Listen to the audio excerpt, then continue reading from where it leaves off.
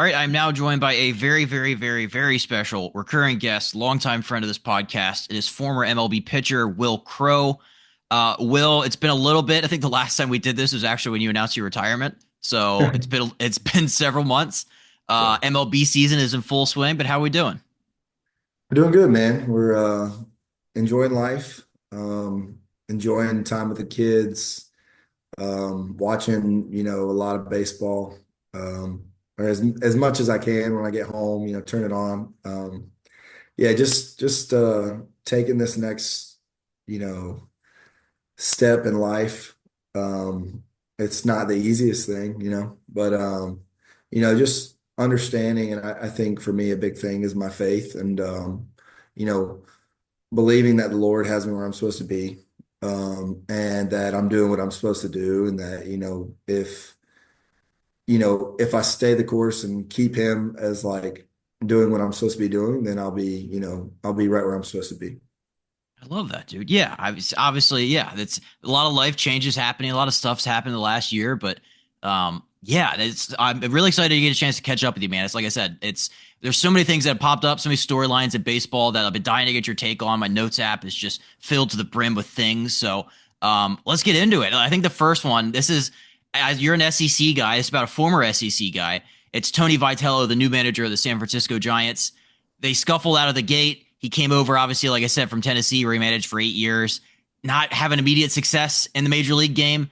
But I wanted to just like when you first heard that he would make the jump from Tennessee to the show without managing any other place professionally, like what was your reaction? Yeah, I think Tony is one of a kind. He is an elite recruiter. He's an elite coach. He really understands the game. I think he does things a little differently, which might rub people the wrong way. But I think he knows how to get the best out of his players. So like in the college game, I think that's, you know, undeniable. Like there's going to be success when you get there. I do also think that in the pro game, he's going to have his bumps in the road where he ruffles some feathers or, some things that he says, might would have been great in the college game. But when you go from dealing with 18 to 22 year olds, 23 now, maybe even 24 with some of the rules in college, but it's a lot different when you're dealing with like 34 to 38-year-old men who maybe see things or take things a little differently. You at college, there's a difference between like you are the manager, but like you still coach every single day. Like you're still coaching and like a part of that process. And like for your players to get the best out of themselves, you still have to be hands-on and coach as to where in the big leagues, a lot of guys might be done developing. And yeah, you could probably do a snippet here or a snippet there to like help them grow within the game because you can always learn.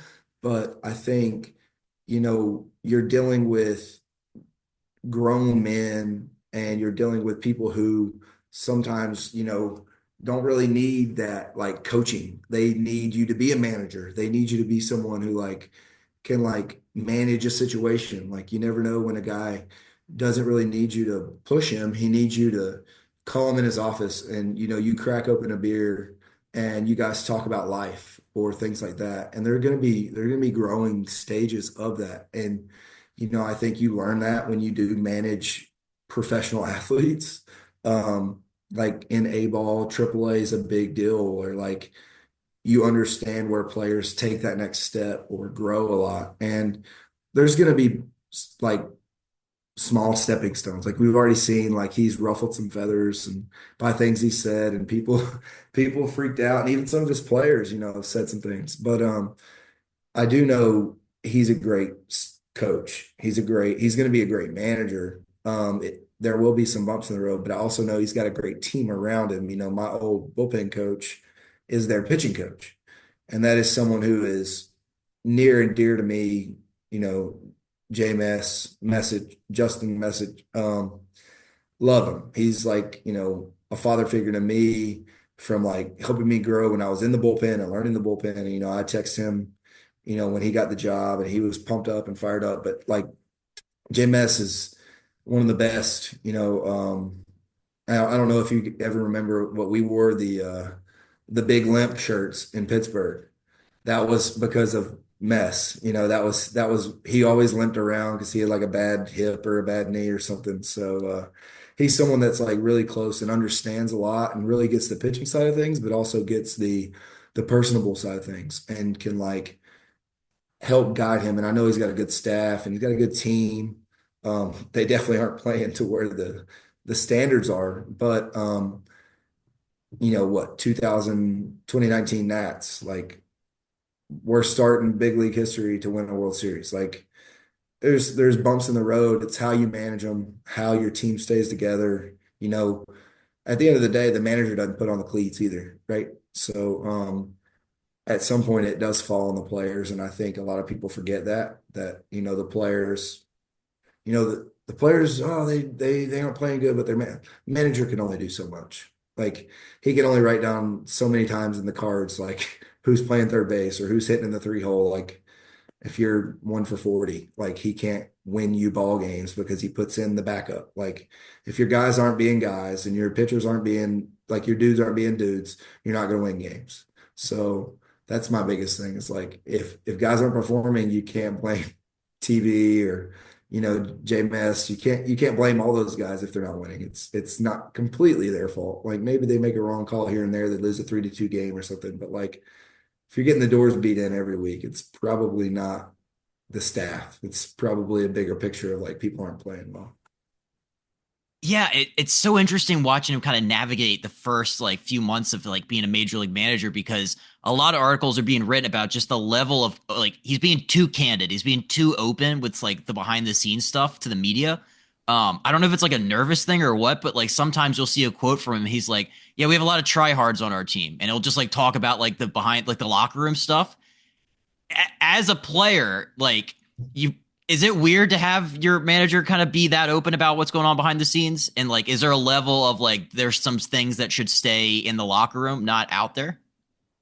Yeah, I mean, there's definitely some things that might not need to go out there, and he might have misspoke and said the wrong thing, but like that's who he is. And I think I saw a thing where he said like I'm going to be unapologetically me. Like that's who he's going to be. It's like he's going to be himself.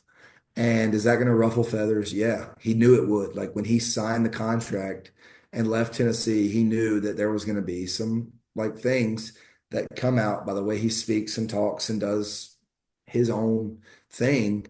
It was going to make some people a little upset sometimes. And, that's the Giants signed up for that. But, I think if anyone said, I'm going to give Buster Posey the right to make a call on who I want to be my manager, and then everyone said, and we have the financial background and we have a team and we're going to invest. I'm going to if I'm an owner and I have a team and I say Buster Posey is going to pick my manager, the manager and Buster Posey are going to pick our staff, and then we have a really good team and we're going to add maybe a player or two here. I'm going to say, sounds good. You guys take the wheel. Like, I mean, Buster Posey is one of the best minds ever in baseball, right? Like, not only from a playing standpoint, but like when you catch at that level for that long and produce, like catchers become good managers because they see the game from a different perspective with the pitchers and the hitters. Like, there's a reason for that. So, like, if you signed Buster Posey up from any team that he would have played for or could have played for his whole career, they would all have done the same thing. Take the reins, big man. Like, you go find your guy. You guys work together, get it right, and do it. And he's done his process. He vetted the guys. He found someone that he connected with and knew they were going to work together as a team.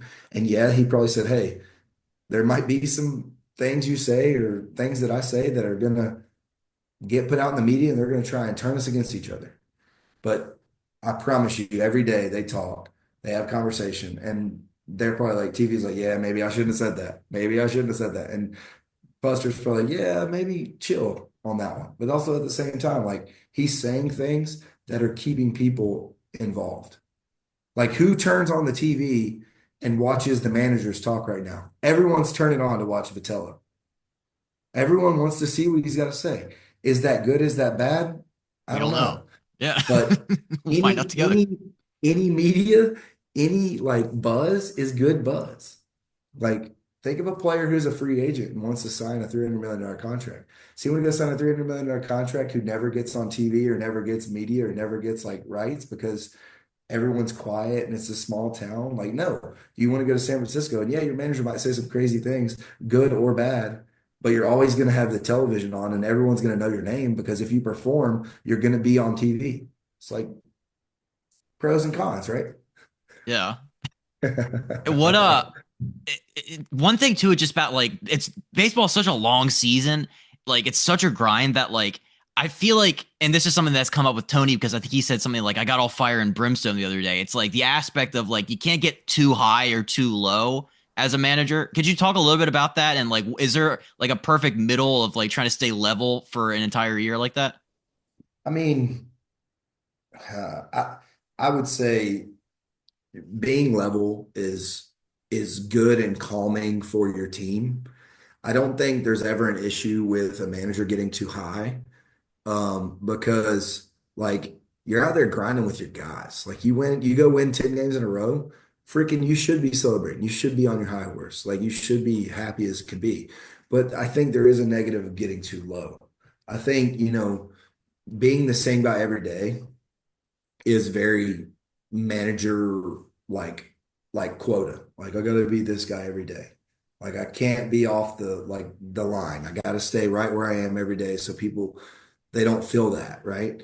But I also think like when you have teams that are good and talented and know that they can, be there, or let's say you're like a team that's projected to be right on the edge of being in the playoffs or not, right? Like if your manager's like fired up, you win some games, and like he's like, the dogs are out, let's go, like we're doing it. Like that's only going to make your players have more confidence and play better. So like I think there is a line where you can't go down, you can't be low because that will feed into your players. But I don't think there's ever a line that's too high. Like maybe you can get like you can be I don't even know the word, but like you can get a little crazy where guys will be like, dude, he's being too much right now. Like he's overdoing it. But like I think if you're doing it with like the right intention with your guys and you're like, we're some dogs or something like that, like guys are gonna feed off that energy. So I think there's a good to it, but like the bad would be if you start acting bad and like really going south, then like your guys are gonna probably give up on you. Who's your favorite manager that you've played for? Ooh, ooh, that I've ever played for? Yeah, it could be any level. I feel like college obviously you had a long history. Oh man. Um, I'm trying to think. I don't think I've ever really had like a bad manager, so to speak. A lot of my guys with the Nats, Trip Keister, Lee Croy. I love Lee Croy. I didn't spend a ton of time in AAA. Um, and then Davey was awesome, but not a lot of time with Davey.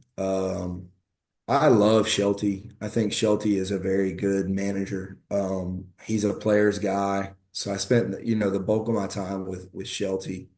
Um, you know, I think managers who are honest, um, who, will have the hard conversations or, be there for you when it is, isn't going great. I think those are the ones that get the most respect. And that's all players in my mind want from a manager is someone to like be honest with them and like go to bat for them. Like, I don't need you to like pat me on the back or like tell me things are going great when they're not. Like I don't need you to blow smoke. I want you to be there for me like when the media is going south, I want you to be there for me. I don't want you to like blame it on me, but I don't want you to take it all on you. Like I think like being there for the team and like, hey, like a manager could say it was my fault.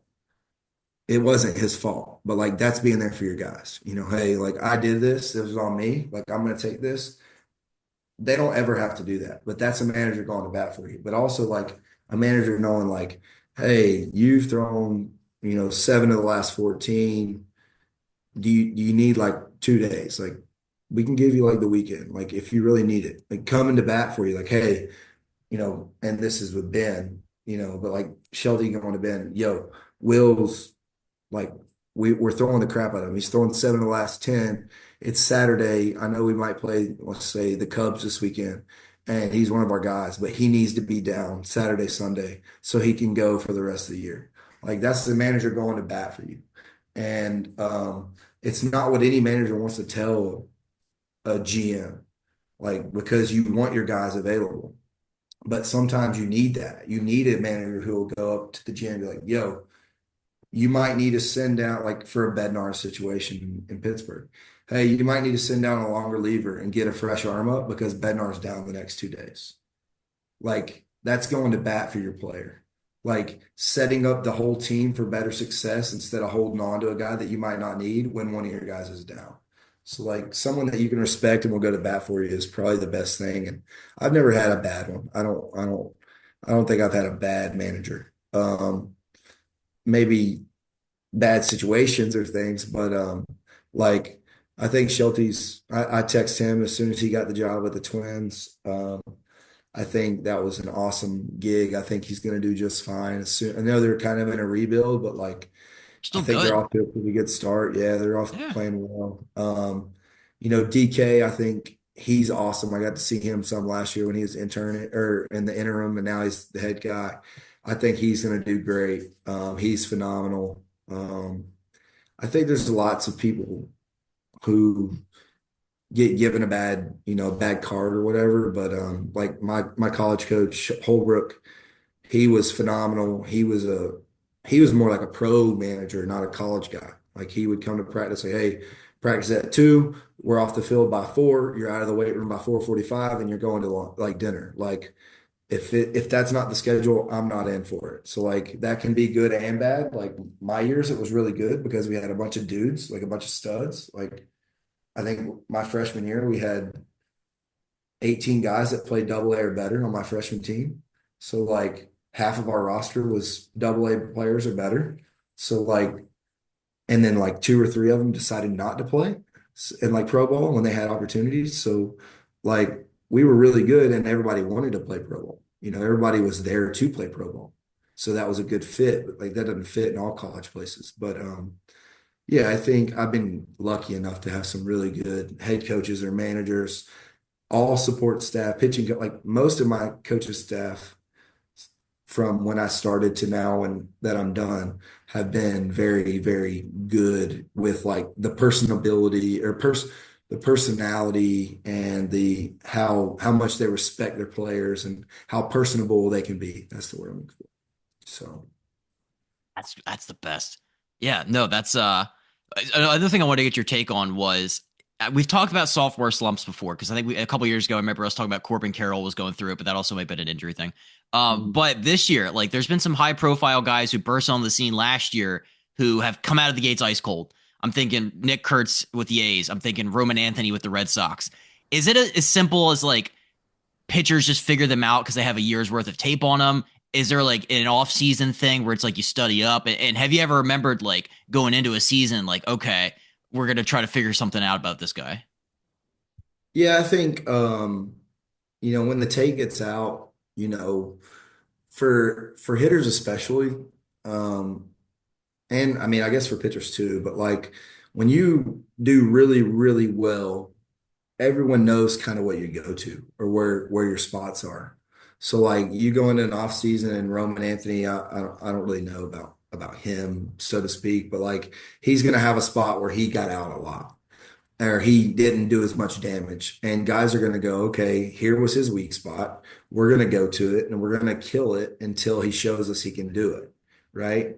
And as a young player, it takes a lot to like not realize, but like figure it out. Not figure it out in like I'm in my brain. I don't understand what's going on. More or less like usually at 24 years old, and Roman might be 22. He's probably less than 24 now. I think about it. He's super young, but like everything that he did last year that was good, right, is what he's done his whole life. So like he's never had to make a change ever. Like think about that. Every year of his baseball career, he's done exactly what he did the last year. Nobody has tape on him. Nobody's ever been as good as he has. Nobody. Like he's always been the top dog. He's always been the best on the field. So then now he goes through a year, and yeah, he played well last year, but he's going to have some weaknesses. This is the first year where he's got tape on him, and there's players on the field that will match up to his level. Finally. So now guys who are just as talented as him and have just as good as stuff pitching wise to his hitting wise now know where they need to go to get him out. Well, his whole life he's never changed, so he's still trying to do the same thing, and they're trying to do everything they can to be away from what they know he's good at. So it's going to take him, what's like, mark my words, and you can like look at it, but it'll take him 50 games, 40 to 50 games to like, all right, they're really doing this and it's really hitting me hard. And it's going to take him about 50 games to really get out of the slump or get out of his own way, so to speak, and start adjusting to the league. Like it's just the way it is. Like you come into the league and you blow up. Unless you're a megastar, you hit a slump. Why do you hit a slump? Well, the league adjusts. Well, then what do superstars do when the league adjusts? You adjust to the league and you start hitting what everyone's getting you out at, and then they try to go back to what you got them the first time, and that's your bread and butter. So now you have everything covered. And then superstars hit 340 homers every year.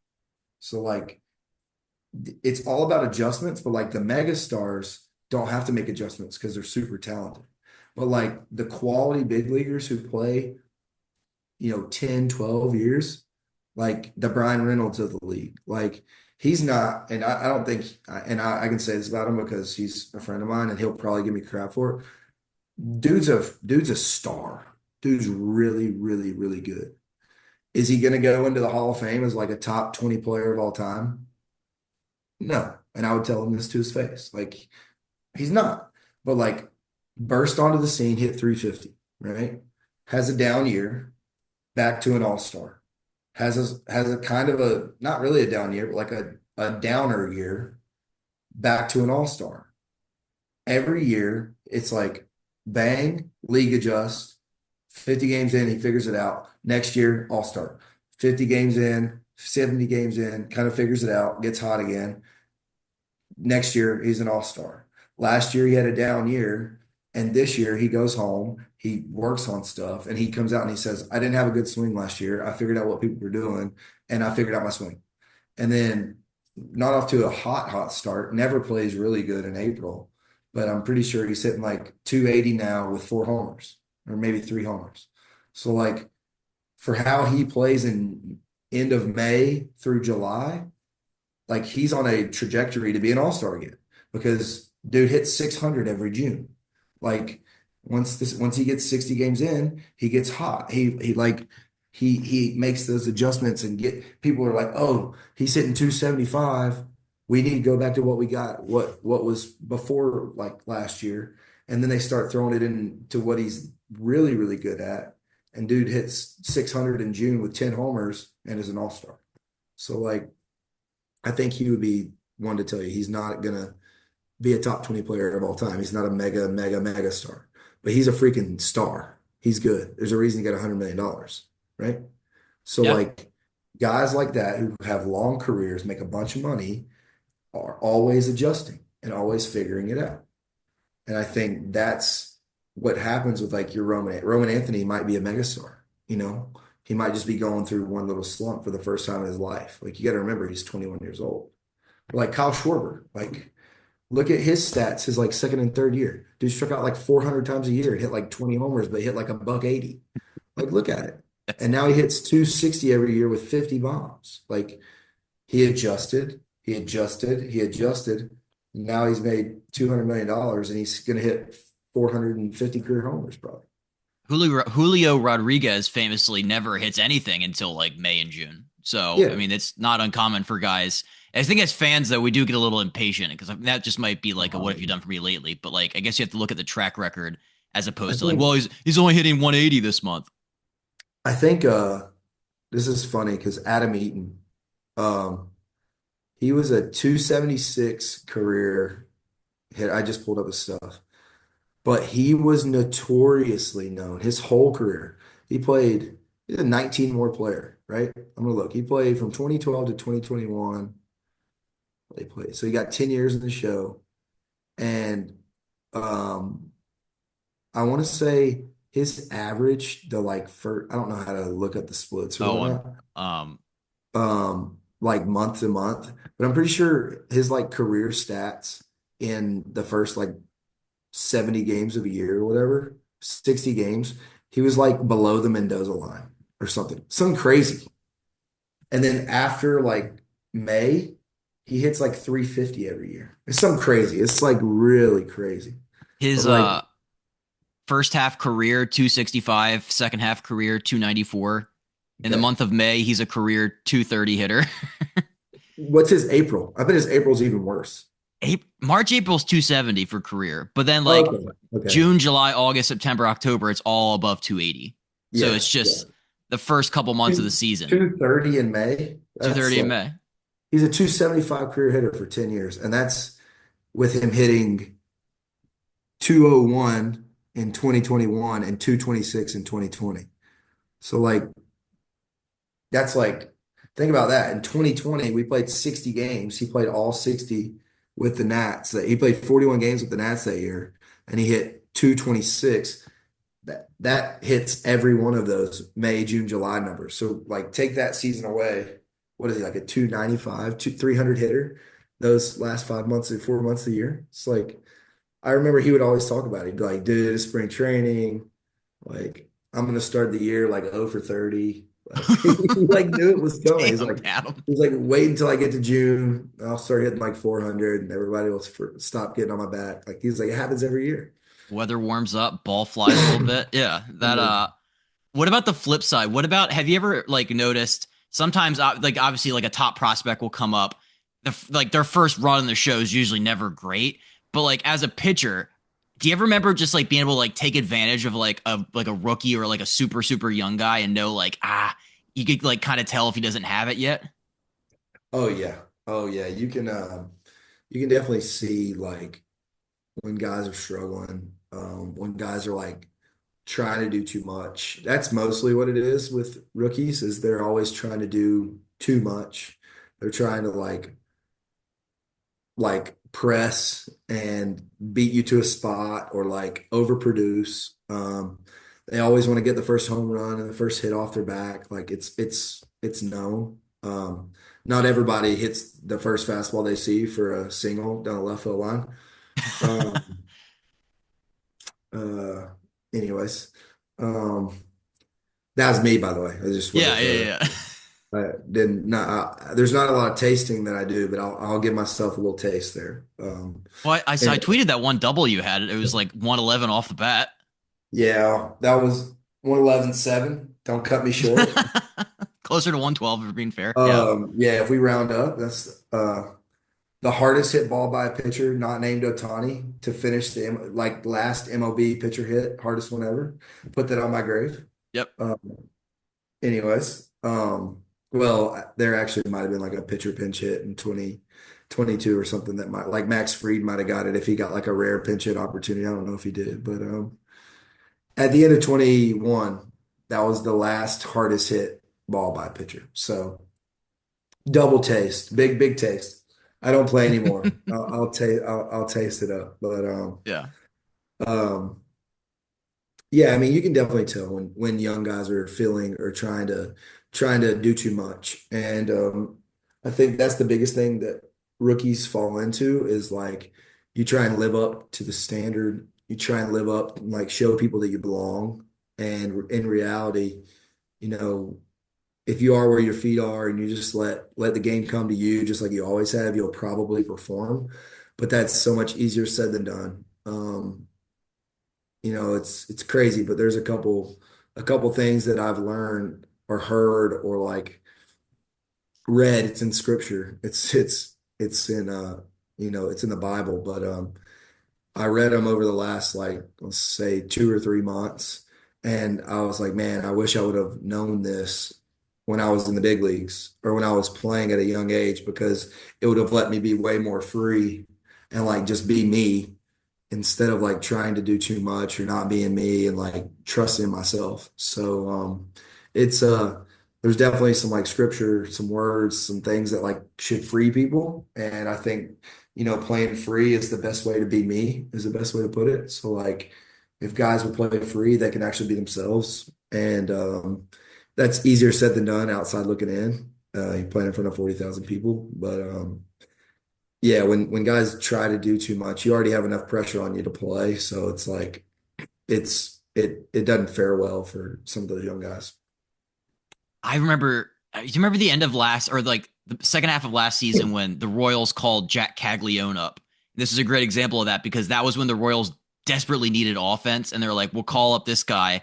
He lights the world on fire in the minors and in college and everything. Comes up, hits a buck 57, strikes out a Oh, million times. It's like, yeah, he probably felt the pressure of, oh my god, I need to produce right out of the gate because we're in a race here. But also, like, it's my first time in the show, and like, I'm just getting embarrassed at the plate. yeah, it's that's a classic example. That's the easiest one. There's many of them. Like oh, Jackson Holiday. Oh yeah, He hit 213 through mid-April. Like had a 63 WRC that was plus. a couple years. That was when he came up in 24. Oh, okay. Okay. So that was 2 years Yeah, ago. I Um, remember this. Yeah, because he came up, and this is another situation where like, oh my god, we need some offense, and it's like, we'll call the yeah. kid up who's way younger, who's 20. Yeah, like did we need to do that? Probably not, but like that's an easy one. Like so like that's not gonna it's not sustainable with especially with young guys. It's just them like overdoing it or trying to do too much. So it's a part of the game and that's the you know that's the stigma that comes with rookies and playoff races. Like I know of a story, and I maybe have told you this, but like someone was supposed to get called up. I'm not saying any names. I don't want anyone to like this, like it to go anywhere, but like someone was supposed to get called up. They had been pitching well, throwing well, playing well, and someone on the big league team um, was injured at the time, heard about the rookie going to get called up in the middle of a playoff race, like with like 15 games left of the season. This said big leaguer was about to do a rehab start, and instead of doing the rehab start, said, "You're not calling up the rookie. I will pitch my 3 innings in the big league game because I'm not letting a rookie ruin our playoff chances." That team Wow. won the World Series that year. So, not saying it was or wasn't connected to me, Mhm. no, or like a team that I played for, not me, but like a team that I played for. But definitely a story that happened.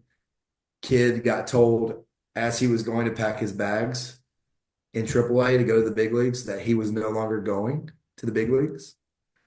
And 3 weeks later, they made the postseason. And like 10 weeks later, they won the World Series. So I'm not saying that was a team that I was on or a team that I wasn't on, Mhm. but that is a story that I do know that did happen to someone in the big leagues. And, it definitely happens. Like older guys, they don't always have say, but like it's definitely a thing where, you have to think about it because it's every game matters. Like I think that team made it into the postseason by like a game and a half or something. Or 2 games, not a game and a half. That wouldn't be physically possible. Like 2 games or something. So like if he would have won or lost the game when he pitched, it would have like would it have made a difference? No. But like that's what the older guys were thinking. Like we can't let a rookie like potentially ruin our season. So it's something that goes on. So like Caglione even getting the opportunity is like, yeah, they needed the offense, but at the same time, like you got Salvi Perez in there, like, yo, we might need offense. Like, is this dude gonna come up and strike out 50 times in his first 50 ABs? Like, we don't just need a free out. And it turned out that way, but like that's the things like in their situation, you live for that. You're like, we ain't got anything else better going on. Like we're gonna take our chances. Gives So us the best shot. Yeah, no, it is fascinating because I feel like every year the prospect pool gets so much deeper, and there's always like prospects that people know about that are household names, and some are even mm, getting long term deals before they even crack the big league roster. So, yeah, it is. I mean, it's not going to go any way anytime soon. But no. you mentioned the O's. I had a couple O's things for you because this year they have been super aggressive back picking runners. Adley's been thrown down to second base behind guys all the time. They said and I heard a quote about it. They're trying to like prevent as many runs as possible. As a pitcher, how did you view your catchers taking risks like that? Did it feel like desperate? Because like to me, it's like if the staff's giving up all these like base runners, it feels kind of desperate for them to kind of like risk throwing the ball into center to try to get the guy off second. But were you ever like in favor of like being super aggressive in that way? Like Stallings, do it as much as you want. Like I trust your arm, like I trust your like the way you go about your business. Like if you have a bazooka back there, like Contreras did, or um both Contreras, I guess they both got really good arm. Like if you're back there with like a freaking missile connected to your shoulder, like and you see a guy hop or whatever, go for it. I think there's more to that with the O's. I think them saying they want to prevent runs, yeah, like you get one guy a year, you prevent one less run. Like, okay, like that's the get out of jail free card. I think backpicking is a way to keep guys close. So you can limit the pickoffs. You can't limit the back picks. So if everyone knows that you're going to backpick, like, and you're doing it, their secondaries are going to be less.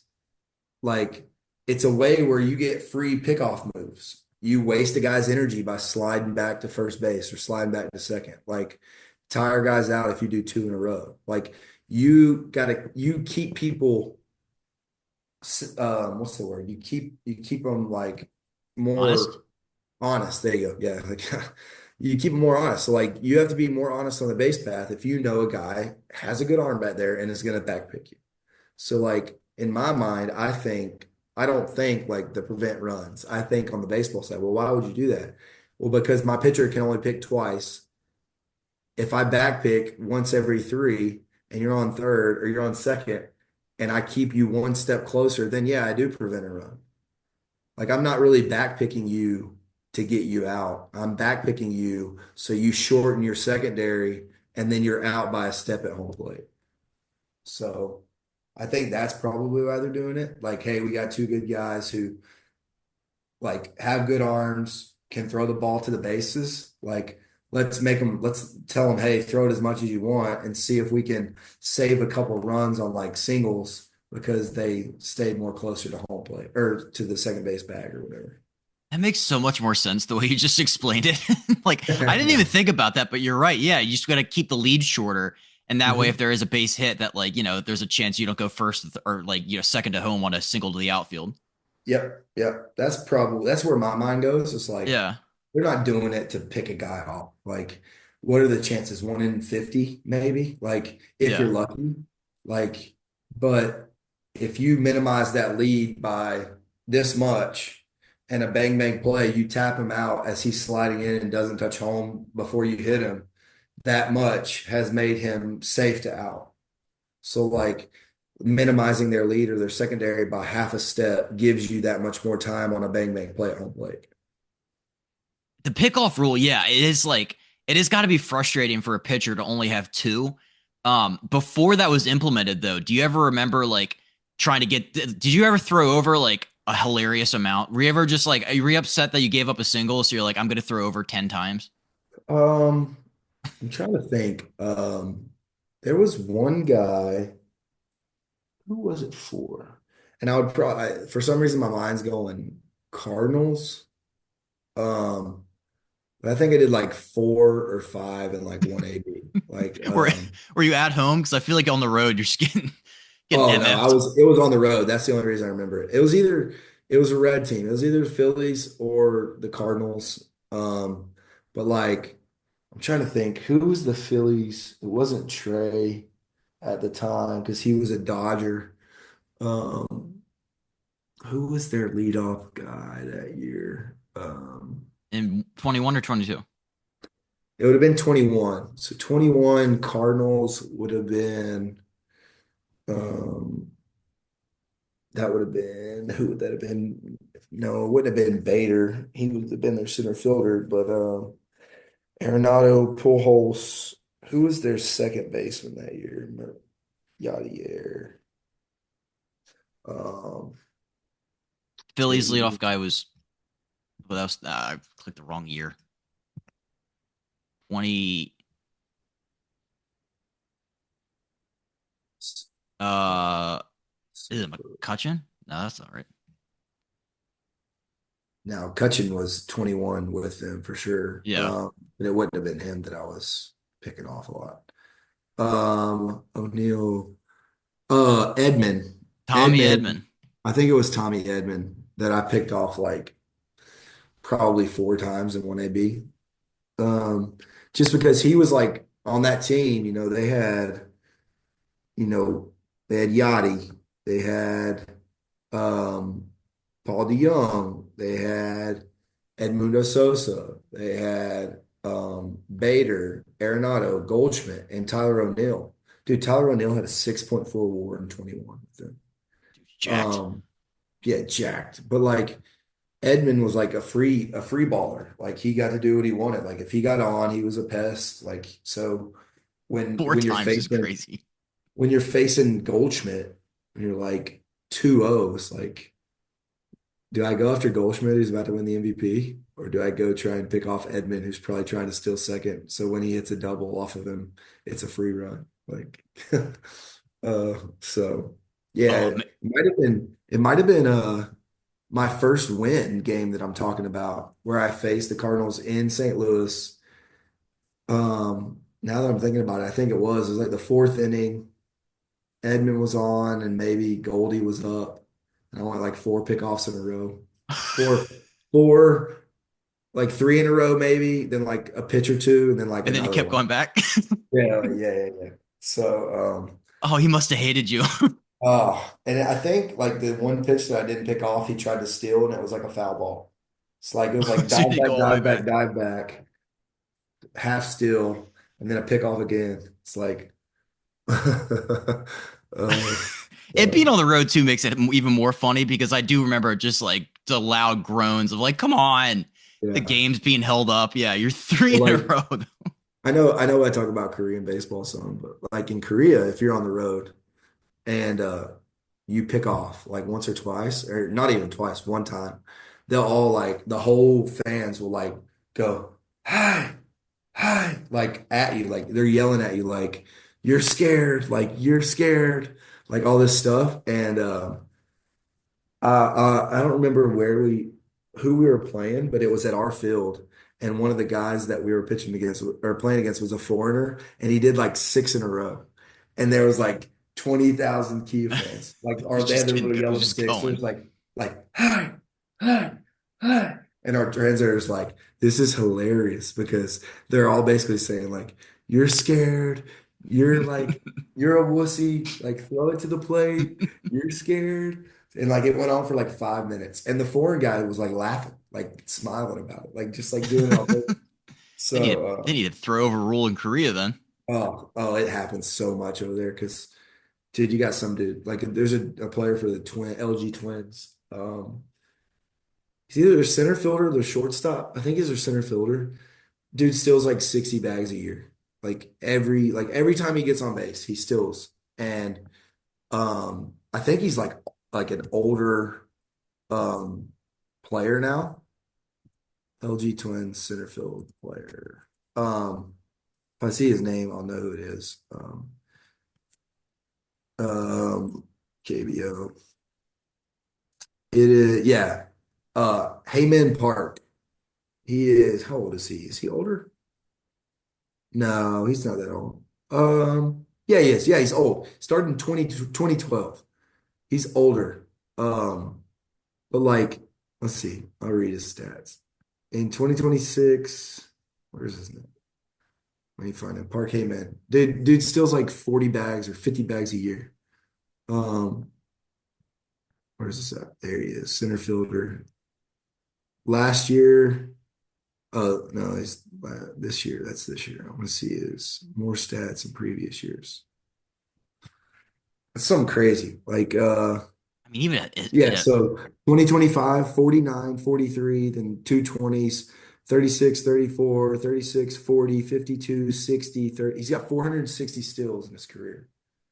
He's like, he's 36 years old. He's still stealing 50 bags a year. Like, I'd throw you, over a lot too.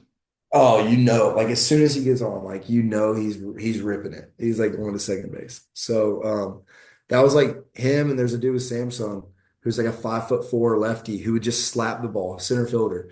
And it was the same thing. Like in my mind, if you walked him or you gave up a single, it was an auto double. Like because you couldn't get him out at second. Like you weren't throwing him out. So like it was like I'm either striking this guy out or I'm throwing a pitch over his head where he's like popping out to center field because he can't hit a homer. I know he's not gonna hit a homer.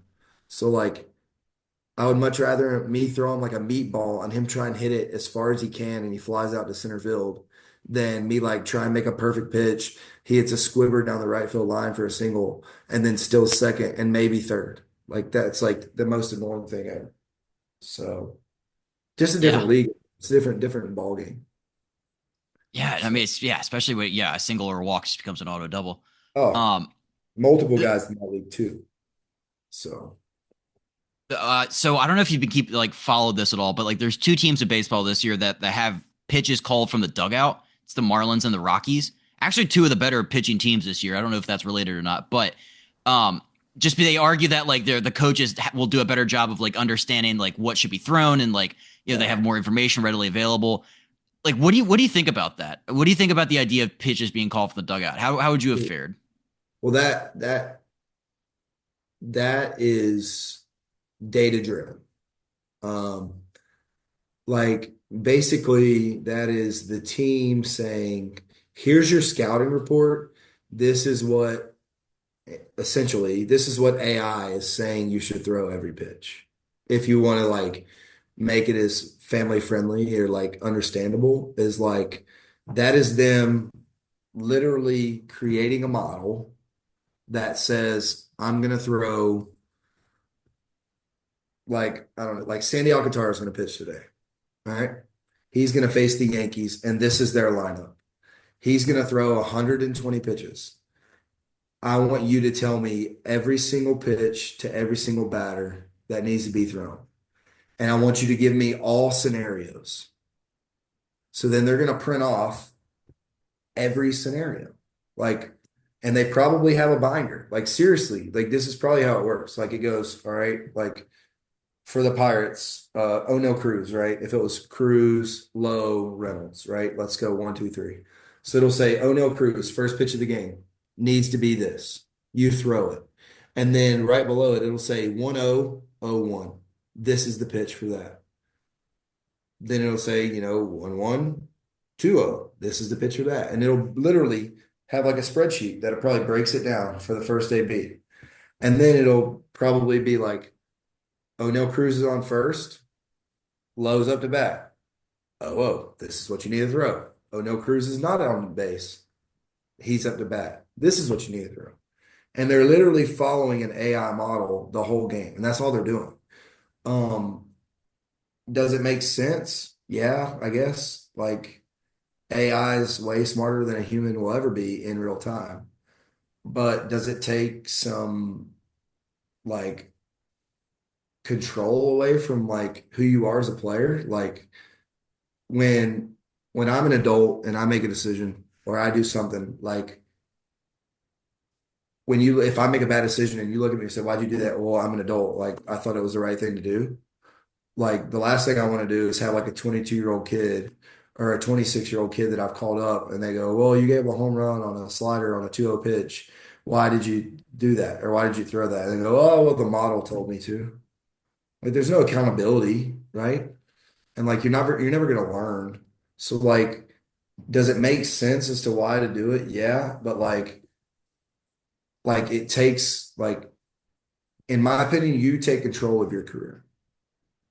When you're a man, you do what you think is right. Whether you get good results or bad results, that's a part of being a man, right? So like, is AI maybe smarter? Yeah, but like if I go and invest in the S&P 500 and it tells me to invest in Exxon instead, and I lose 50 grand because I went the S&P 500 instead of going into Exxon because AI told me, and someone goes, well, why did you do that? Well, because I wanted to. I thought that was the right thing to do for me and my family. As to where some people were going to be like, well, you should have used the model. Well, if I use the model and I lose 50 grand, then I'd still be in the same freaking boat, right? But at least I can have a reason as to why I did it instead of just saying, oh, I listened to a formula. I don't know. There's pros and cons to both. And I think you're gonna have more teams that probably buy in because that's the way the business is. Hmm. Like I saw a thing today, Trevor Bauer was like, oh, if you go 1 for 10 with a homer and you strike out 9 times, they're gonna go, oh, that guy's got potential because he's got power, but we can fix the swing and miss. As to where if a guy goes 4 for 10 with a double and 3 singles, they're gonna go, oh, we need you to hit more power. It's like, but that's the model of baseball. And I think, that's a point of like, even looking back, like last year, I was coming off of 10 good games in Korea and like throwing the hardest I'd ever had. Yes, I had TJ, but like when it came down to sign last year, I had one caller, one MLB team with okay, decent MLB experience in April when pitchers are going down like flies. I had one team call and give me an offer that was a third of what guys with my experience sign minor league deals for. Like, like it's just, but the model was saying he's coming off TJ, probably not a good year to sign him. Like he needs another year, like he needs another off season to like fully get back. Like that's when his numbers are going to go. But like in my mind, it was like, well, I need to go out and pitch and throw to show teams that I'm healthy instead of just sitting on my butt all season or all year. And then hopefully it comes back around again. And did it bite me in the butt? Maybe. But like to me, I needed to go out and play as to where maybe the model said no, but like I had one team call. And that's because of what the model said. That's not because of like my experience or things. That's just what it's, and so many teams are so focused on that. But I think some teams miss out on players or, you know, situations or things that like or wins because they follow the model to a T instead of letting the game be itself, like letting the game play out. Yeah, I think a big casualty in this, like, calling pitchers from the dugout is like the pitcher catcher relationship, probably. I was reading Carlos Rodon, he weighed in for some reason about just like the Marlins catcher, Augustine Ramirez. And he said he felt bad for him because he's like, they're taking away the opportunities for this guy to learn how to handle a staff. Do Mhm. you, but also like the devil's advocate side would be like, Augustine Ramirez could use the time he normally would spend on game prep on other stuff like offense or like get working on his throwing down to second or something. So how do you kind of fall on that? Because I feel like I don't know, it could go either way. Yeah, I mean, there's like I said, I think there's pluses and minuses to both, right? And there's not a right answer or a wrong answer. I just think of more or less like you're not gonna get a guy, and Sandy's probably okay with it. Um, I'm not super familiar with how outspoken Sandy Alcantara is, but a lot of those guys are young on both of those staffs. Like you have Sugamano or Sugano. Sugano. He's older, and then you have Quintana, I think, right? He's on the Rockies too. No, did Quintana sign with him? Jose Quintana? Uh, actually don't know. I know that Mikey Lorenzen's still there. Oh, Lorenzen is another one. Where is Quintana? Did he not sign with um Oh, he's on the IL. That's why he threw one game and he got hurt.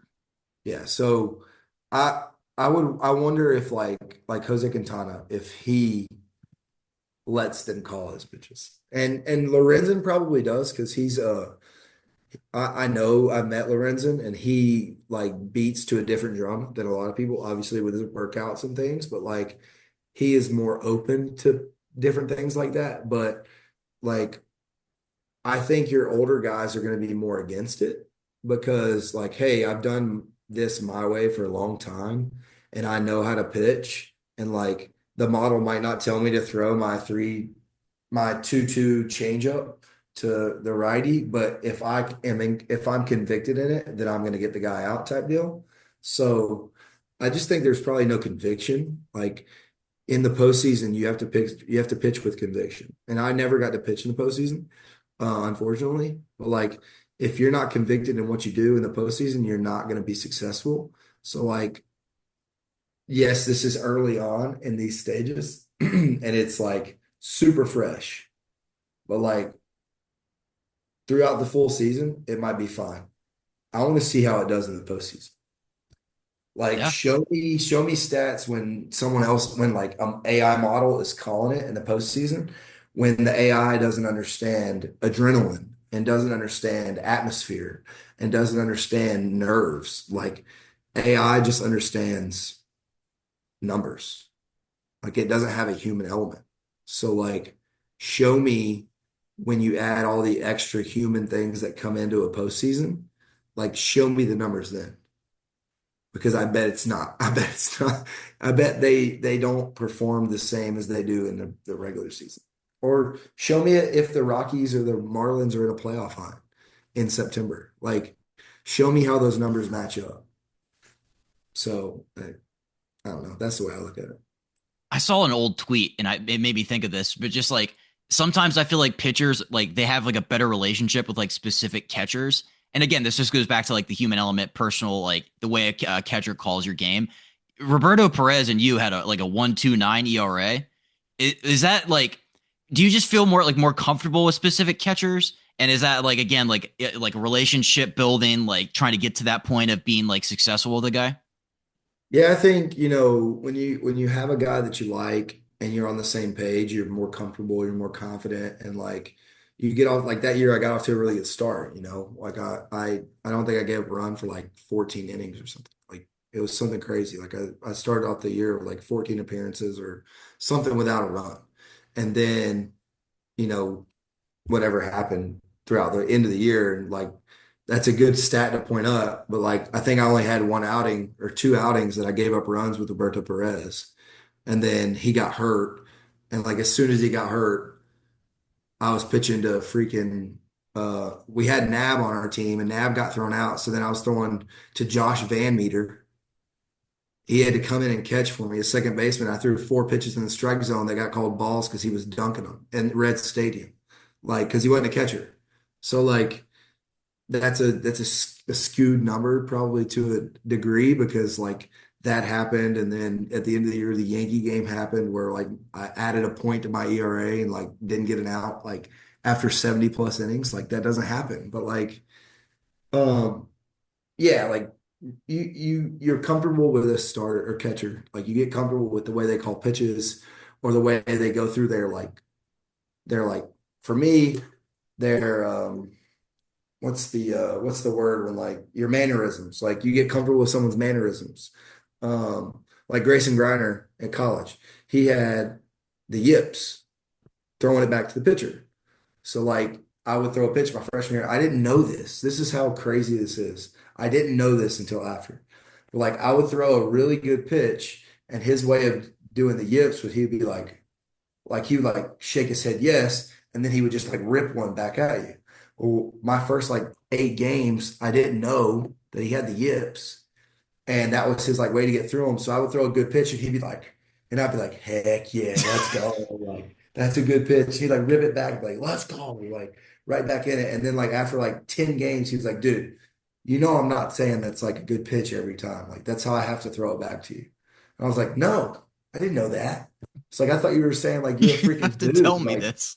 Like I thought you were telling me like how good I am. Like he was like, no, like I'm trying to throw the ball back to you without throwing it into center field. I was like, oh, okay, cool. Like whatever. But like he would do it, and I was like, heck yeah, I'm throwing pretty good. Like I'm the man every pitch. I'm Throwing the 100 dog, excellent dude. pitches today. It's like I'm a dog. Let's go. I've had like my catcher buddy Sam Huff is like he's talked about just like throwing the ball back to the pitcher on a line. Is that important for a pitcher to get the ball back, not lollipopped back to you? I mean, in my mind, I would much rather you throw the ball back to me than just like flip Half-ass it. it. Yeah. So yeah, I think, there's a degree of like there's probably someone that taught him that too. Like, hey, get the ball back to your guy. Like, let him know like you're ready to go. Like if you're lollipopping it back, like it can be like assumed like different ways, like, oh, like he's not having a good time back there, or like lollygagging, like whatever. Yeah. But yeah, I can see that's Yeah. a good like teaching point. Like, hey, get the ball back to him. Like, let him know you're ready to go. Let's get through this thing. So, Couple last things for you. This is a debate that I've been having online about the ABS challenge system and just like the spirit of the strike zone as it's being called now with the robo zone. And I'm wondering your position, obviously, as a pitcher, but like in my mind as a fan, when a ball clips the zone by a millimeter and they tap their head and they challenge it, and you look on the thing and it's like this much in the zone, that's not a strike.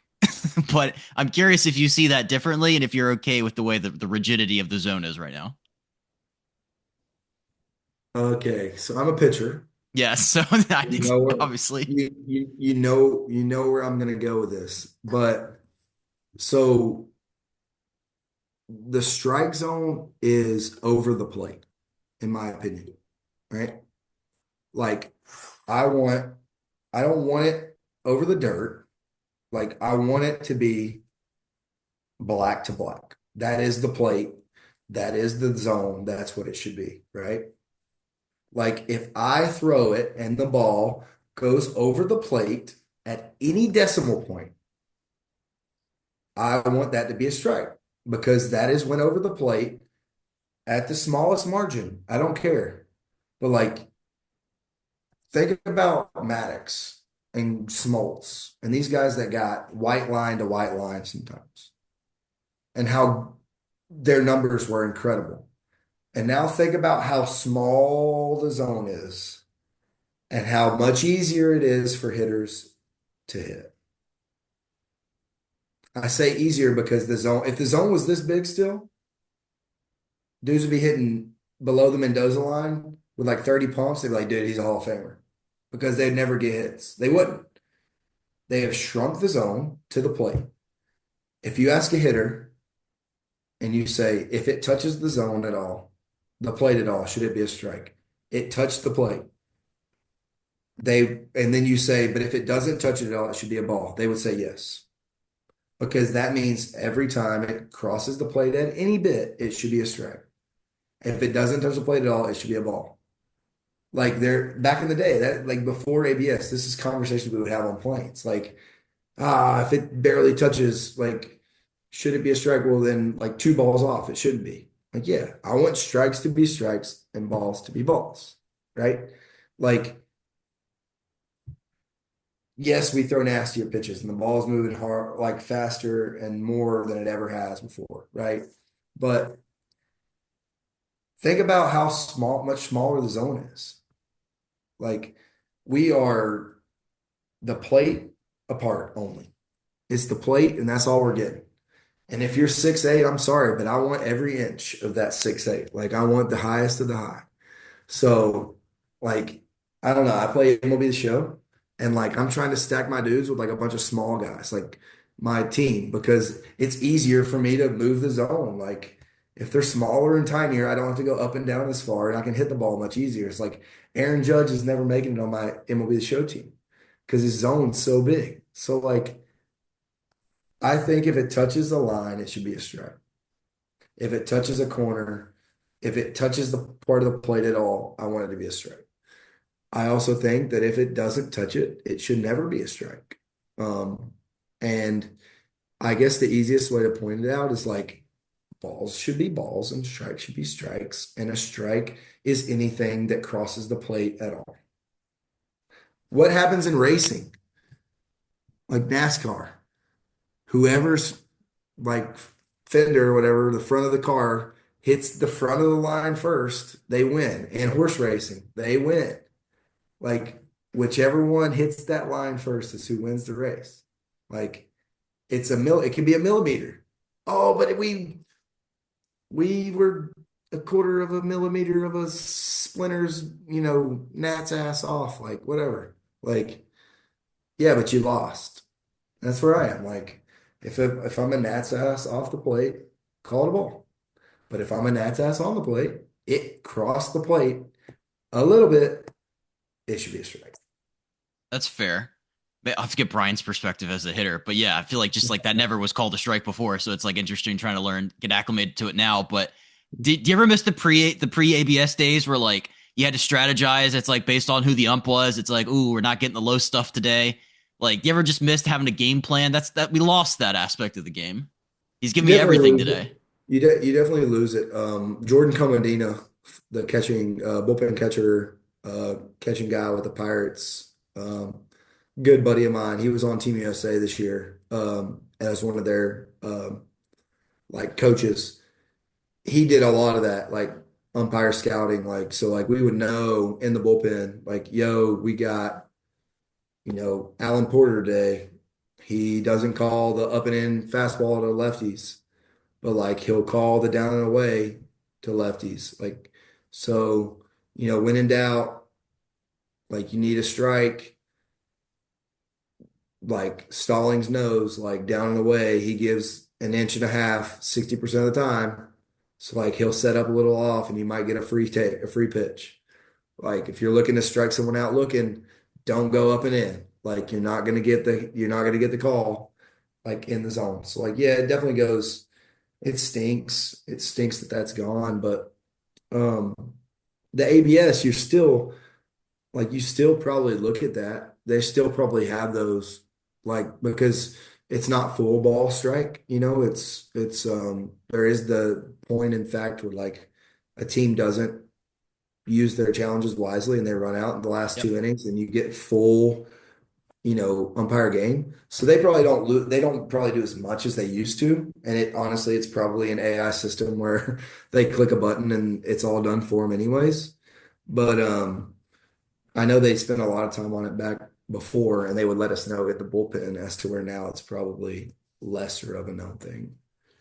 Before the ABS, like I was reading about just like umpires notoriously had a hard time calling the pitches like up under the hands, like the top corners of the zones. Yep. Um, why was that? Was it just like harder for them to see? And was that like depressing knowing that unless they swung and missed, like you weren't getting it?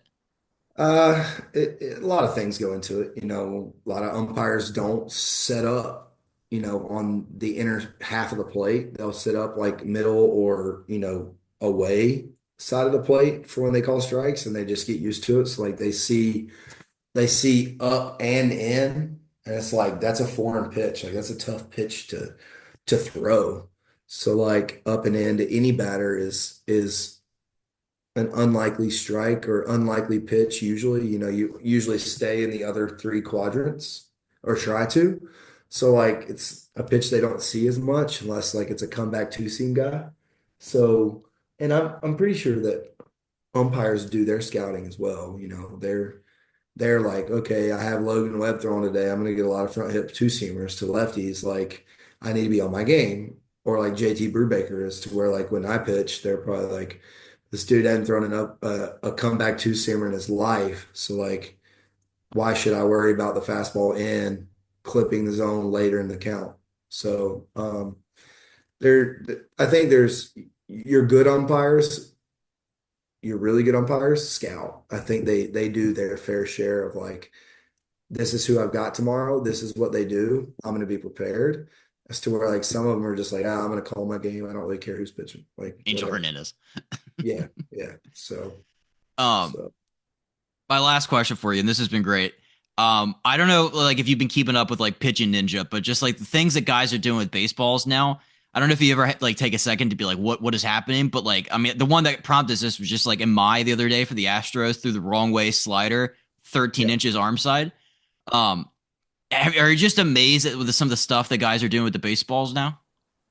Yeah, I mean it's crazy. But I think more or less you're gonna see like the guys in college right now, and I say this is like crazy, but like some of the things that are going on in college baseball now that'll be in pros in the next few years, you're gonna be like, what is going on? Like there's a dude at Coastal Carolina who's like I think his last name's Fluky. Shout out, no shout outs, but he throws like a four seam fastball with like 26 inches of ride at 96. It's like unbelievable like stuff. And he's like spinning in the crap out of it like they have a lefty who's like a low or maybe a righty who's like a low three quarter who throws like from down here with like 22 inches of vert. So like that's like equivalent to like 30 from like sidearm. Like it's like and everyone's doing crazy things like spinning the ball at like 3300s, like unheard numbers. But these guys are 18 to 22 years old. What have they had the last 10 years? They've thrown on TrackMan and that's how they've trained from like 12, 13, 14 years old. They've been on a TrackMan, they've been on a Rapsodo, and everything they've trained and done is to make their vert go up or make their ball spin more. So the farther we get down this data train or this world of TrackMan and analytics and all this stuff, like it started in the big leagues. Well, now it's going to college and then it goes to the kids. Well, the farther the big leagues take it, the more it's going to sprinkle down, right? So like you're going to have 12-year-olds who are throwing 88 miles an hour with 20 inches of vert. And then from 12 to 20, the only thing they're going to be doing is focusing on throwing harder and spinning the ball more with more vert.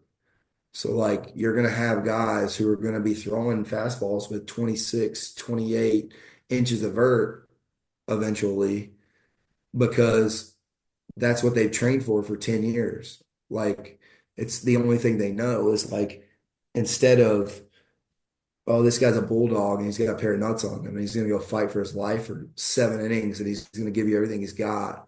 You're going to be like, yeah, this guy's analytically unbelievable. And he knows exactly what to do when his pitches don't have the right amount of vert. He knows where to go. He might not be super, like he might not be the bulldog. Like if he's getting hit, like if he can get out of an inning, he can come in and look at the numbers and go, oh, I know exactly what I'm doing because I'm 5 inches of vert less. As to where like you might have an older guy be like, oh, I'm getting my shit kicked in right now. I need to bear down and get an out and get back to the dugout and like I'm gonna fight through it as to where like these guys might never get out of some of these innings. But then they go look at the data sheet and they go, oh, well, I was averaging 21 inches of vert instead of 24. I must have not been getting my front foot down in time. Like they're gonna know the different side of things because that's all they've been trained to know. So it's gonna be interesting to see which way the game goes because these guys are gonna be so analytically sound and trained to know how to be analytical instead of like training to be a bulldog or training to be a dude or a go-getter. They're going to be trained so much in the analytic world that it's going to be like, hey, get me to the dugout and let me see where my numbers are. And like if my slider's only moving 8 inches, then I know to get it to 14, I need to get out in front more because that's when I get the spin on it, or that's when I get it to, UFO for a sweeper. Like there's going to be a difference in like verbiage and wordage or like the way guys go about their business, but they're going to be so much more analytically like smart or sound at a young age that that's how they're going to have to teach them. That's a So great point about just like the arms race going up through the like the lower levels in college and stuff. Yeah, I mean, I like the things you see in college. Yeah, they'll be in the show here soon. But yeah, I was just looking up that Cameron Fluky guy from Coastal. This is from last year, but he led college baseball in fastball induced vertical break. He had 19 last year. yeah, on average. Yeah, average. Look at Um, oh, what's his name? It's the Coastal, it's a Twitter account. It's the Coastal analytics baseball Twitter. What's his name? Matt Pepin. Matt Pepin is his name. Um, so he tweets all the analytics for now I got it on my phone. I'll pull it up. There's a video that he posted in the preseason. Now they've been playing a lot, so um it's gonna be, let's see, I'll look at it. But it's a video of those guys, Matthew Pepin, throwing, and he threw like a 24-inch um a 24 inch, like, like he's got one of Darren Horn that he posted like 316. Dude's throwing a sinker at 89 with -9 vert. That's a sinker. Most splitters are like -4. He's throwing a sinker at -9 and 20. So like, let me see if I can find this video because he puts it on the side. Back to work. No. Okay. So outliers. Here's the first one is fluky, I think. 96-mile-an-hour fastball with 24 inches of vert and 15 inches of horizontal break at 96. He's got a whole video of outliers. Matthew Pepin, 220-26 outliers. Sinker, sinker at 88. Yeah. -5 induced vertical with 22 horizontal. Um, as a sweeper at -2 vertical, -2, 24 horizontal with 3,300 spin. These are all college guys. And that's not even taking into account just like the height, like the extension that like Fluky 6'6". So guys like he's just like putting in the catcher's glove too. Here's one that he put the extension on because of how crazy this one is. 92-mile-an-hour fastball, 6'6" release height, 6'4" extension, 21 inches of induced vertical, 2 horizontal. So a cut ride with 21 inches.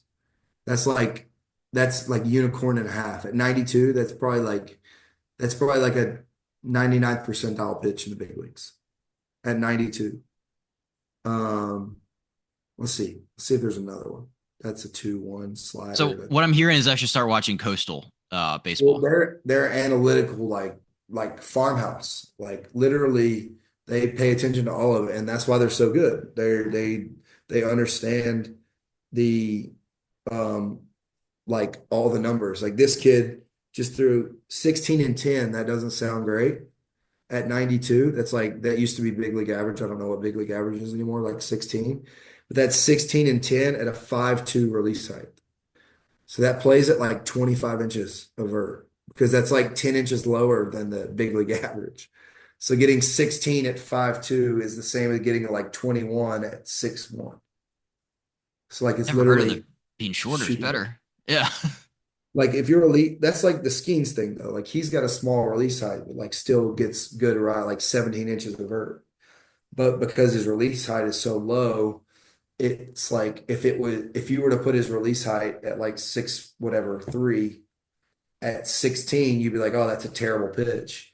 But you put 16 at, whatever, 5'4", that now is the equivalent of 24 inches of vert. So Shout like, out Short Kings. yeah, like release height, baby. Like this, it's all crazy. Like You know how many times? there's some, let me see if I can find this lefty. Yeah, 97 fastball at 23 and 8. That's fluky. Um, yeah, 26 and 8 from Cameron Fluky this year at 96. 26 inches of murder. Like like that's ridiculous. And then there's a lefty, I think, that does something crazy that I saw yeah, okay, this one. This is stupid. Freshman Jackson Line for Coastal. Freshman, lefty. In the fall or in the spring scrimmages, he threw a 97-mile-an-hour fastball, 24 inches of vert, and 17 inches of run at 97. He put that video up on 128. Like, dude, 24 and 17 at 97, and then he threw a curveball at 82 with -14 and -8. That's 38 inches of separation on 2 pitches.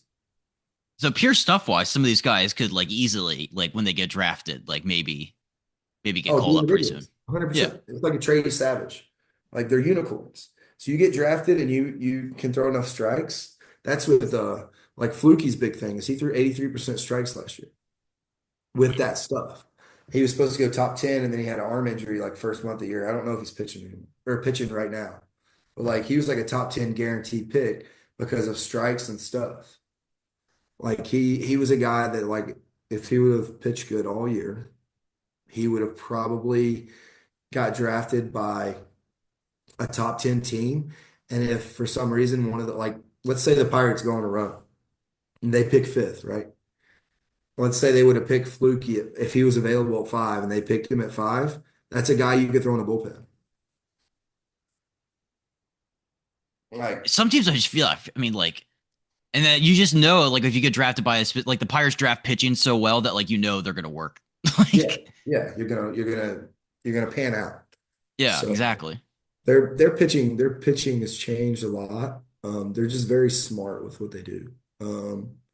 And I would love to be in a room. Like I called BC or Ben Jerrington and told him like I'd be interested in doing some stuff and being a coach or whatnot, but not a coach, but like working in the department.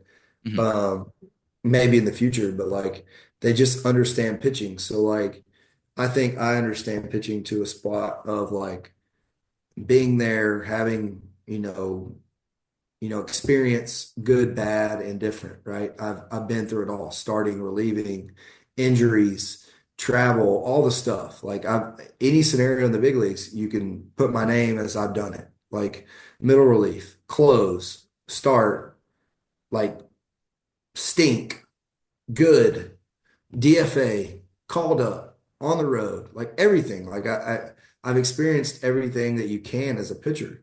So like having that in my background, I think helps me. But also like I would still like to grow and learn more on the analytical side and like the training side because I feel like, and I know this is going a little down a rabbit hole, but like I feel like my growth was stunted in development. When I went into college, I was very polished and threw a lot of strikes and was 92, 94, was a big kid. And like my college coach, literally, Coach Myers was known for saying, I just can't screw Will up. Like I just got to keep him in a spot where he pitches. Like I don't need to change anything. Like he's got good mechanics. He knows how to throw strikes. Like I just can't, excuse my language, I can't fuck him up. Like that's what he would say. And then I got into pro ball, and I think the Nats were behind the eight ball on the analytical side of things when I was going in. And it was more or less like, let's keep Will in the zone, like get him in the zone more and just let him pitch. Like, and his stuff's going to work. And I pitched that way basically until like my second or third year in the big leagues. So like I feel like my growth of pitching was halted from like 2014 to like 2022. I was the same guy. Like I wasn't getting data and I wasn't getting like, oh, you're really good at this, this, and this. Like it was more or less like, hey, just go pitch. Like go be you. Like just go throw strikes and compete. And yes, that was like my best trait was my competitiveness. But like at the same time, when I look back on it now, I'm like, dang, because of how much I competed and how much people trusted in like the competitor I was, did that stunt my growth in pitching and like hold me back? Because the one year I dove in, finally, like I took it upon myself with the tread, which was 20 after 2021, and I went into the bullpen. All my pitches, when I learned about different ways to move and like different ways to throw and different like angles of pitching, my vert went from like 16 to like 19. My slider went from like 84 to 88. My sweeper was like 20. Like I stopped throwing my curveball as much. My changeup was better. Like all the things happened, but I was 20, I was 28 years old, second year in the big leagues, and that's the first time in my life I'd ever changed anything in how I pitched. So it's like, was it a favor? Were they doing me a favor, or was I were people like scared to like challenge me because they didn't want it to take away from who the competitor I was. But like I think it could have hurt me in my career. And that's hindsight 2020, right? Like I'm looking at it from not playing anymore and I would love to still play. But like I spent 28 years doing the same thing. competing and pitching, like doing what I knew from like my college pitching coach and my high school pitching coach. And then I turn 28 and I get some new eyes on me and they tell me to throw a certain way. And the success was there, and then I get hurt, like all the things happen. Like I don't hold up to these things. So I don't know. It's interesting. Like these guys are going to get this really analyzed data, movement, all the things that you want, and they're going to develop that way at a young age to where they don't know anything else. And I think that's going to be good for the numbers and like the data monsters. And like you're going to see a lot more kids come out of college or high school and be in the big leagues at 20 years old because that's how they've trained. And like, oh, you're an analytical genius. Like you break all models, so we're going to put you in the big leagues. Well, it might not be a good thing for long-term success because you got to get over the humps and things and like you got to learn those things. But like I think it will give guys more opportunities at a younger age to show how training is different than it was 15 years ago. It's a great time to be a young guy in the game. All Oh, the analytics. it's the Yeah. best time. It's the best, and it is so readily available. Like here in Columbia, I'm going to be working at a facility with a track man and a hit tracks and all the stuff. And like, I don't know, quarter of a mile down the road, there's another one. All the same stuff. And then like here in Lexington, they have two places that have them as well, TrackMan and stuff. Like there's going to be probably 8 places within Columbia alone, not counting the university, that are going to have Hitman or Hit Tracks, TrackMan, training facilities with ex big leaguers running. It's like you're going to get all sorts of every side of it. It's like, so yeah, I mean, shoot, I'd love to be back in my 14, 15 right now, like throwing 85, 86. Like I'm looking at $250,000 NIL deal and all the information and data and like everything's so readily available for you. Like, heck yeah, I'm pumped for my kid. I hope my son likes baseball as much as I do. Like, heck yeah, dude.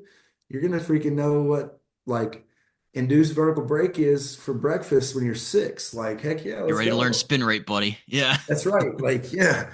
You I knew pine tar. You're gonna know freaking rosin, bullfrog, and like whatever else they got. I don't even remember what it was. Spider tack. You're gonna be eating hmm spider tack for lunch, so it's seeping out of your pores at 18. But, It just sounds like to me though, it sounds like the pitching's getting a little bit too good. So maybe you really don't need that millimeter on the zone strike. I think ah, I think no, that's what I'm hearing.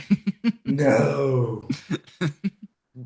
They do everything, and this is a pitcher's mindset, and everyone's gonna say this, and I get it, but they like made the balls harder for a reason. It's because everyone wants offense, right? They got in trouble for making the balls harder. Like they do it because everyone wants offense. Offense sells tickets. I get it. I Homers, get yeah, it. homers But agree. if if you're gonna promote, like you shrink the zone, you make the balls harder, you want more offense, then the standard of Hall of Fame numbers has to change. And I think I've said this to you before, but like, hey, go change as much as you want. I don't care. Give them a metal bat. If it doesn't kill me when I'm pitching, I don't care. If you want ticket numbers to go up, viewers to go up, all these things, that means more money in everyone's pocket, right? But I want your standards to change for pitchers. If you want hitting numbers to go through the roof, be my guest. But the 4.5 ERA is the new 2.5. And like you got to open your eyes. Like I don't care. Give everyone a metal bat. Give me pine tar. Like make the balls rubber. Move the fences in. But if I have a 4.2 ERA and I'm striking out, 30% of the batters, like I should have Hall of Fame numbers. So, like you can't say, oh, you got to have a 1.5 like Pedro did in 90 and then look at it and the dude was throwing like his strike zone was a garbage can. Like Getting everything. Like, yeah, like, dude, like I didn't get pitches in the zone. You were getting pitches in the other batter's box. Like, what are we talking about here? Like, there's got to be, and I guess everyone's like, well, it's Paul Skeens that. Well, Paul Skeens is a unicorn. Like, Paul Skeens is a freaking unicorn. He literally doesn't have to throw an off-speed pitch for a strike, can throw nothing but his heater, and he gets away with it. And today he threw like 40% changeups. That's because the Nationals are a fastball hitting team, and they were literally sitting on it. But like I watched some of Paul Skeens starts, and he's so freaking good that he can literally live off his heater. Like he can throw all of his other pitches for balls and throw the heater at the top of the zone for strikes, and he's such a unicorn he gets away with it. Like go watch his game against the Padres that was 10 days ago, 8 days ago, whatever it was. Like I would like to know his strike rate on his off-speed pitches because I bet he'll tell you it wasn't what he wanted it to be, but like he's so good, he can literally get away with throwing the fastball at different parts of the zone and give up no runs or 2 runs or whatever it is. Like it's crazy, but he's a unicorn. So like, don't give me the Paul Skeens is doing it talk because he's one of a kind. Like, nobody else is doing it. I'm getting so good at using Baseball Savant. I almost was able to pull it up by the time you were done. Um, strike rate on all speed pitches. Yeah, was it high? Oh, wait, right? Um, They want your strike rate to be like 70%. So like what like if you're in the 60 above 60, what four, you're big league average. So what was his off-speed strike percentage? Maybe I'm wrong, but maybe when I was watching, I just felt like he threw more fastballs and sinkers or splinkers for strikes than he did changeups and sliders and sweepers. I don't know. It's I thought I had it. I can't find it, but I believe it. I mean, it's just like I was watching him, he'd be like 1-2 with fastballs, and then he'd go like change up in the dirt or slider away, and like Machado would take it. And then he'd throw a fastball at 100 at the top, and they would swing through it. Like he'd get away with it. Like oh, it's just I like think he threw this. So I think he threw two changeups in the zone the whole day. against Yeah, the Padres. yeah. On April 7th, there was two changeups or three changeups in the zone, How and that many was it. balls? One, two, Was it three, 4, 5. Most of them. yeah, like 3 for 8. Like that's under 50%. Like that's he would be pit. I'm sure he's pissed about that.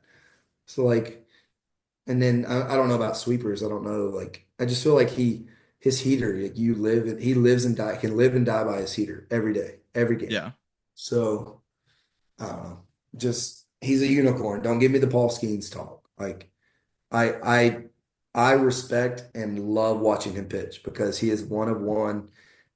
It is awesome. I know he goes about his business like really cool, but like I can live and die. I can like live and watch him pitch because of how methodical he is, but also like how good he is at what he does. And like it's one of one. Like you don't see this ever. So like embrace it. I'm embracing it, right?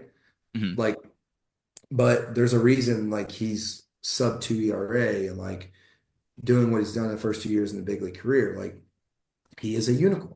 He is one of one. So like give everyone all the bats and crap you want, but like don't say Paul Skeens is doing it because no one else is doing that.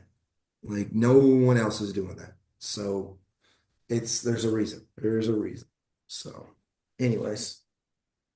Well, dude, this has been incredible. Yeah, I feel Oh, like longer than you thought. no, dude, but like we have so much to talk about. That's the thing. It's like, yeah, we haven't talked since September on the pod, so it's like, yeah, I feel like the way that you're able to communicate like the pitching side from all the experience like you talked about, it's just like, yeah, I'm watching games and I'm like, well, what will Will think about this? About all the back picking or all the, the way they're Yeah. pitching rookies. So, yeah, this has been incredible. Have to do this again sometime. And yeah, thanks so much for your time.